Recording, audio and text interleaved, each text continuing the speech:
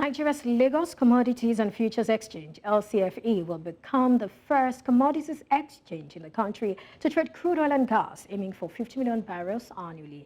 What benefits will this offer domestic refiners, and what are the inherent challenges? To unpack this, I am joined by Olufemmi Oladehin, Group CEO, Petrolex Oil and Gas Limited. Thank you for joining me today. Thank you very much, and good morning. Good morning to you too. So let me begin with, this. What's your thought, or what are your thoughts on this? Look, I mean, I think it's a positive development. The market has consistently looked for alternative platforms, and just thinking about it, that most of the crude that has been produced by the Nigerian market or the Nigerian producers obviously always ends up outside of Nigeria. To then now have a platform where Nigerians can actually, or Nigerian corporates and QIs can actually start to look at potential crude trading as both an investment opportunity as well as a source of getting crude for either their refineries or the other places where they want to use it. It's actually quite a positive development. I think we are quite excited about it because obviously our expectation is that from crude would actually move to the trading of other products, like byproducts of the crude itself, especially once our refineries go back to working. Well, that's something a lot of persons will look forward to trading, beyond just the crude and getting to other petrochemical or what have you. Now, let's look at the dynamics of crude oil trading and, how prepared do you think the Nigerian market is for this? So I think it's still very early days. One of the things about trading, as you know, is that there are certain off the system structures that are required for you to have an effective trading mechanism. One of those is storage and security. So basically, if somebody comes to the market and trades 50,000 barrels of crude, for example, there must be an independent storage that confirms that that crude actually does exist, because otherwise you're going to then have failed trades. And that's one of the things you want to avoid, especially when the market is just developing. So I would say from an infrastructure perspective, there has to be some thoughts around how do the products get stored?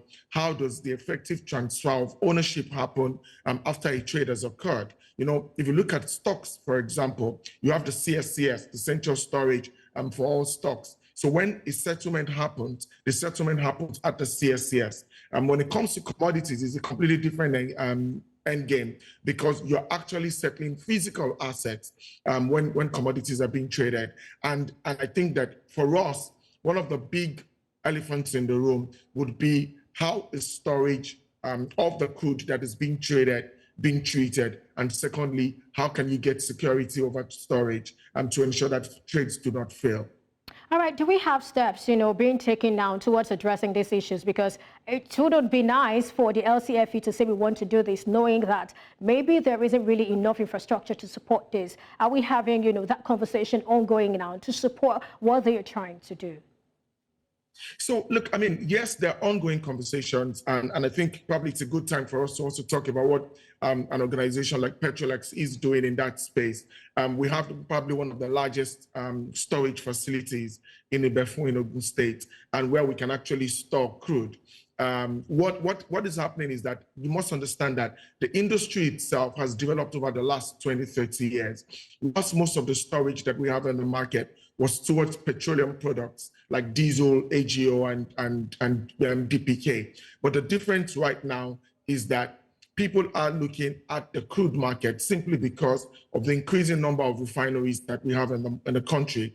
And what becomes key is that can the industry galvanize the required level of capital to ensure that we're able to provide a seamless transfer of ownership of specific products. Now, let's be clear, Nigeria is not reinventing the wheel. So there's currently, anywhere else in the world, you can trade crude futures and you can actually get deliveries. But what happens to us is that because we are late starters, it will be interesting to kickstart our conversation by ensuring that from a logistics point of view, all of those boxes are checked. I believe that the Commodities Exchange has also continued to interact with players in the market to ensure that when cargoes are being traded, or when products are being traded, that settlement and delivery become an easy thing. Now, another way to solve that is also to have a robust insurance scheme around the trade, such that when transactions do fail,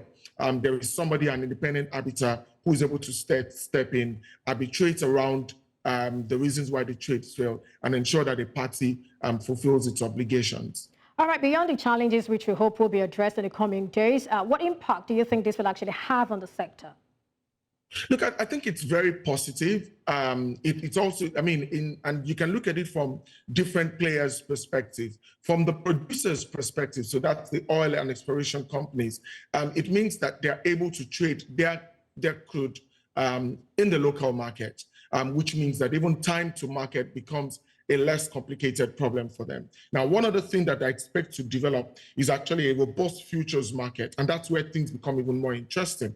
So it means that as a producer, I can sell in advance production that I haven't yet produced to a local player who just waits for delivery. And that means that, especially because of the challenges that we've had over the last couple of years with short in production, delays, and infrastructure deficits, that becomes probably a thing of the past. Now, when it comes to the investing public or to the trader's perspective, it just means that we now have additional products that we can trade. So think about it from a portfolio manager's perspective, who's already trading stocks, bonds, and gold.